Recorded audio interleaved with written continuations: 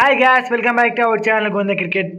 ఈసారి సెంచరీ అయిన super sports మైదానంలో సౌత్ ఆఫ్రికాతో జరిగిన మొదటి టెస్ట్ మ్యాచ్లో విరాట్ కోహ్లీ అద్భుత ప్రదర్శన చేశాడు.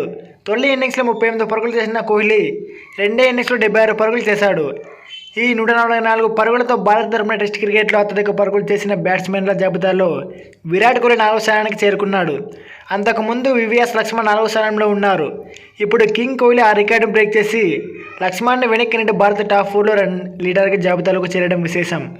ఈ జాబితాలో మాస్టర్ సచిన్ టెండూల్కర్ అగ్రస్థానంలో ఉన్నాడు. సచిన్ టెండూల్కర్ 329 టెస్ట్ ఇన్నింగ్స్లో మొత్తం 15,921 పరుగులు చేశాడు. దీంతో టెస్ట్ క్రికెట్ భారత తరపున అత్యధిక పరుగులు చేసిన బ్యాట్స్మెన్గా నిలిచాడు. ఈ జాబితాలో రాహుల్ ద్రావిడ్ 2వ స్థానంలో ఉన్నాడు.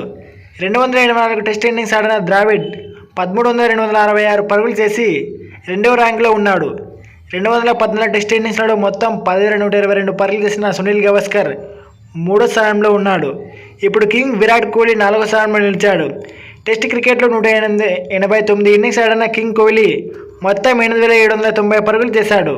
అలాగే వివిఎస్ లక్ష్మణ్ 225 టెస్ట్ ఇన్నింగ్స్ల నుంచి మొత్తం 8,781 పరుగులు సాధించి ఈ జాబితాలో 5వ స్థానంలో నిలిచాడు. టెస్ట్ క్రికెట్ అత్యధిక పరుగులు చేసిన ఆటగాడిగా మాస్టర్ సచిన్ టెండూల్కర్ ప్రపంచ రికార్డు కూడా సాధించాడు.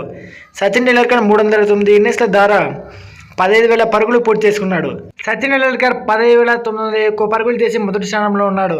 అలాగే రికీ పాంటింగ్ ఆస్ట్రేలియాకి చెందిన ఈ క్రికెటర్ 13,378 పరుగులు చేసి 2వ స్థానంలో ఉన్నాడు.